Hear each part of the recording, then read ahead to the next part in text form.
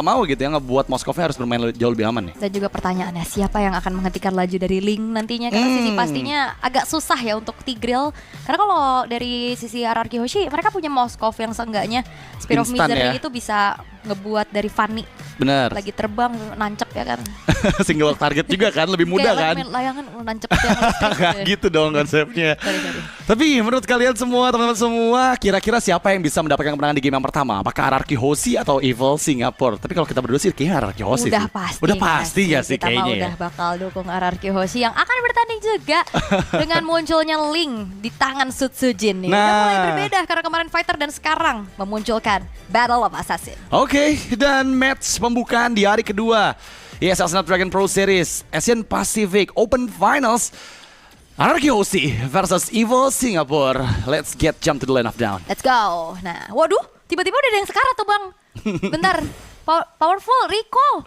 Waduh, ini buang waktu banget berarti ya. Yang biasanya kalau kita tahu untuk Tigreal ini bisa main agresif dengan Sacred Hammer-nya, Ya, tapi ini dipaksa recall. masalahnya emang head to head dengan Khalid. Siapa yang bisa nahan damage dari desa tornadonya Khalid kan? Apalagi di early game belum punya physical defense yang cukup juga. Dan lihat di bagian atas bahkan Waduh. Marky di first blood oleh Skylar. Wah, ini Idoknya agresif banget ya. Idok udah langsung bermain ke arah lane dari Skylar yang benar-benar akhirnya menghasilkan first blood yang cukup mahal juga. Keuntungan bisa diambil di menit yang pertama untuk RRQ Hoshi. Ya, ini masalahnya kita lihat Marky yang udah juga nge-trigger Purify-nya gitu. Dengan gak bawa flicker ya jadi target yang mudah untuk Idok juga ngeganggu dari awal-awal game. Keuntungan di awal ini langsung membuat RRQ Hoshi leading di angka 700 gold. Ya, power Geisha.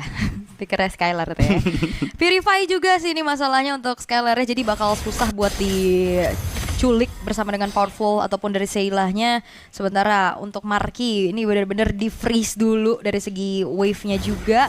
Idok bermain kembali agresif, mencoba untuk membantu kembali bagaimana landing phase dari Skylar. Selalu dengan pressure yang begitu besar di menit pertama, bahkan membuat Evil mau nggak mau harus bermain lebih aman di bagian bawah. Lihat gimana Ken juga dipukul mundur dan seperti dia nggak bisa kontes di turtle pertama nanti. Susah weh, tapi udah mulai masuk kali ini Boyet. Terangkat Dark Wave again and again Dairen. Dan juga kombinasi bersama dengan Rins. Dark Wave bencana dari Dairen. Dairen dianya Dark Wave nih. Kembali dengan satu momentum yang membuat Boyet ini nggak bisa escape lagi. Sutsujin Retributions nggak ada gangguan dan Purple Buff sebenarnya bisa dituju, tapi masalahnya HP dari Sutsujin nggak terlalu banyak loh untuk bisa masuk ke lini pertahanan dari Evil Singapore. Dan lihat gimana Ken tertinggal beberapa experience di bawah dari Dairen, membuat harusnya Dairen udah bisa megangin nih. Hylos-nya nggak akan dikasih ruang gerak. Infernal Pursuit terus menerus dibuka untuk mengganggu dan juga Dark Wave, kombinasi skill yang ngebuat Ken terpaksa recall lagi. Hampir solo pick off terjadi di bagian bawah. Hampir ya. Saya agak ngilu ngeliatnya ya. Udah gak sih nih Dairen jangan kasih Foveus nih begini nih. Bencana soalnya. Bener-bener diacak-acak juga dan bahkan Implosion kali ini sudah mulai terlihat, tapi itu adalah Implosion tiruan yang dimiliki oleh Rins. Powerful hampir saja bisa ditumbangkan, tapi memang selamat. Walaupun Spear of Destruction hampir saja bisa menggagalkan satu buah recall yang dilakukan, tapi setidaknya ini resource-nya terbuka loh. Flickernya tadi terpakai. Iya, Itu powerful. itu menguntungkan sekali sih untuk RRQ Hoshi karena mereka sekarang udah mulai bermain jauh lebih agresif. Lihat gimana tempo permainan yang langsung ditingkatkan. Satu fair battle diambil di atas dan Idok udah bener-bener main di area jungle dan terlihat Marky coba di follow up Raging Sandstorm ke lini belakang, tapi Marky dipaksakan dengan Tempest of Blade dari Sutsujin mencoba untuk escape, melarikan diri menjauh dari jangkauan Powerful dan juga Boyet. Oke, menit ketiga 1800 gold lead yang dipegang oleh RRQ Hoshi. Jadi awal yang baik, bagaimana menandakan juga bahwa sang assassin Sutsujin ini terbilang baik-baik aja nih. Ini bakal jadi bom waktu nantinya untuk tim Evil, walaupun dari satu asuransi di area late game-nya mereka punya Marky. Tapi masalahnya Marky punya escape yang cukup gak nih untuk melakukan pelarian diri atas kejaran yang dilakukan oleh Sutsujin nantinya. Tapi Sacred Hammer, Implosion juga mulai dibuka dan bahkan kali ini Idok terkena satu buah interference yang membuat dirinya pun harus sedikit kegalauan.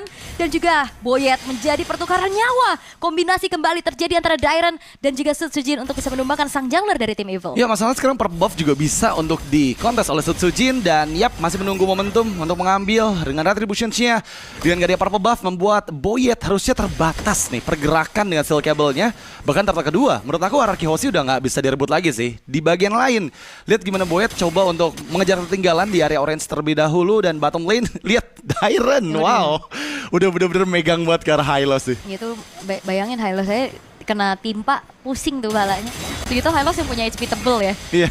Gimana kalau korbannya Marky kan, itu bakal lebih mengerikan lagi.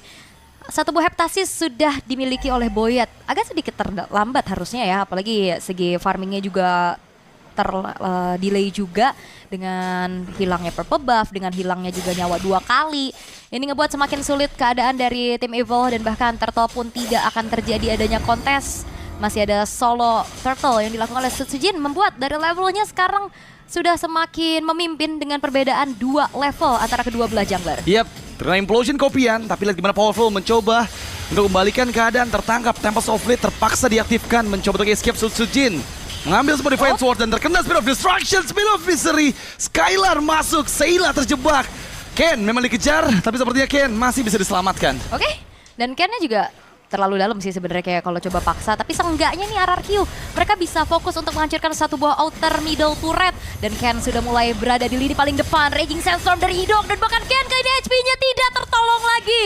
1 point kill kembali ditabung oleh RRQ Hoshi walaupun Evil menukarkan nyawa Ken dengan mempertahankan satu outer middle turret. Say thanks to Diren ya. Tadi timing dari Raging Sandstorm-nya on point banget, ngebuat Rinsnya juga selamat, bisa escape tanpa menggunakan Purify-nya. Kali ini gangguan dari Diren. Wah, udah mulai ngeganggu Boyet lagi nih. Dark Wave dibuat purple buff-nya keluar dari Dilihatin dalam doang. area bush. Dilihatin doang. Dilihatin doang. Retry-nya dipaksa dipakai ya, tapi di arah top lane Idok jangan lupakan dia masih punya quicksand guard yang bahkan ngebuat dari Khalid ini pun jarang-jarang untuk bisa melakukan recall tuh kayak tadi. Dia langsung masuk rumput, dia langsung berdoa di situ, betapa meditasi ya kan. Darahnya bertambah lagi, tapi ya ternyata upaya dari Evil untuk bisa mempertahankan outer middle turret tadi dengan menukarkan nyawa dari Ken ini gagal karena ternyata RRQ Hoshi masih punya celah untuk menabrak outer turret tersebut sehingga keuntungan lagi-lagi bisa ditabung oleh RRQ. Jadi sia-sia ya semua usaha yang coba dilakukan oleh tim Evil. Dan memang kali ini dengan 2 turret yang dihancurkan, ada Glorious Pathway yang coba untuk dibuka, menangkap Skylar kah? Masih terlalu jauh sepertinya target yang mereka tuju.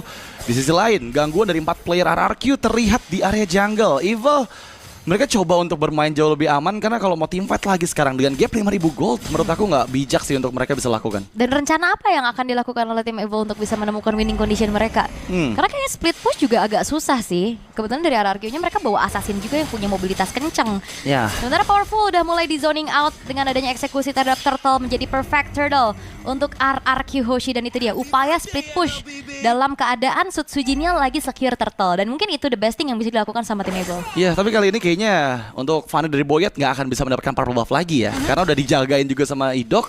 Dan item Initiations terlihat memang dengan adanya 2 item yang udah di-build oleh Skylar, Carson Sight dan Golden Staff masih menuju ke arah Demon Hunter Swords untuk pelengkap sebagai Trinity item attack speed-nya.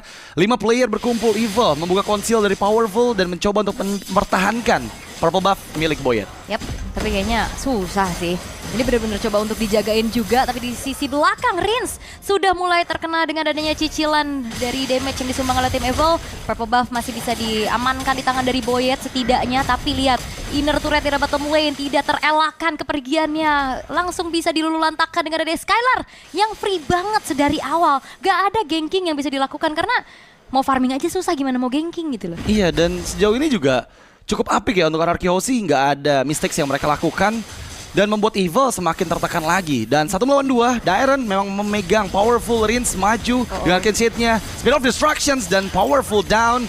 Kali ini Ken mencoba untuk lagi-lagi memberikan bantuan, tapi nggak ada yang bisa dia selamatkan karena orange buff pun sekarang diambil oleh Sutsujin. Wah, ini udah nggak ada sumber daya lagi nih ya buat Evil. Perbedaannya sekarang sudah menginjak ke 4 level. Tapi untuk perbedaan paling jauh kayaknya masih dipegang sama Rebellion lawan Odi kemarin sih. Berapa Bedanya tuh 5 level bang. 5 level? Ya, terus bedanya 13.000 di menit 9M.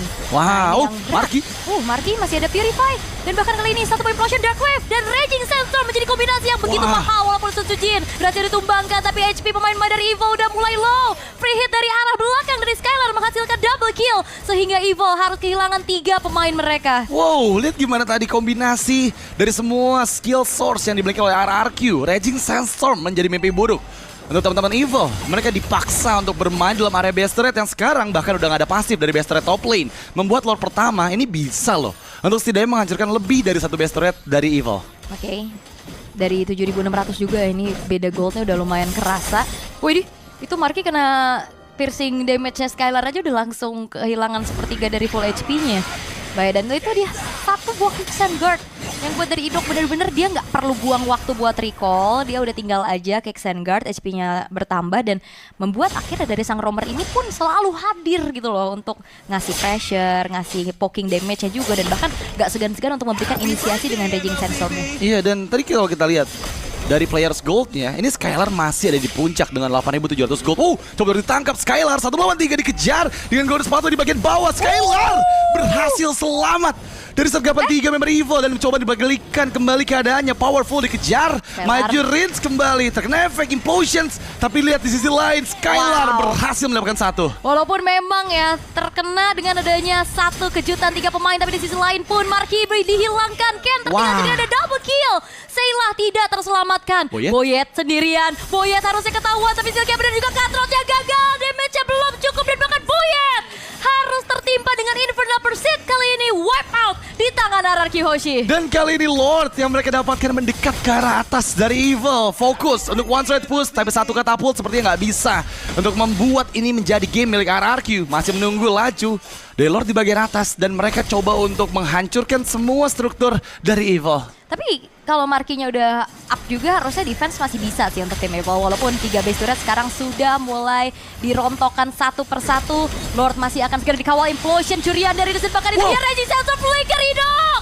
Kode karena 2 orang sekaligus. Grand Fatal telah dibentangkan namun kali ini Ken tertinggal sendirian. Cutthroat-nya lagi-lagi masih belum punya damage yang cukup dan bahkan terkena lagi damage yang begitu besar. Killing spree diamankan Sun Sujin dan bahkan double kill. Bermain steel cable, triple kill coming from Sun Sujin. Base-nya terbuka kali ini. RRQ Hoshi akan menyelesaikan gamenya di 11 menit saja.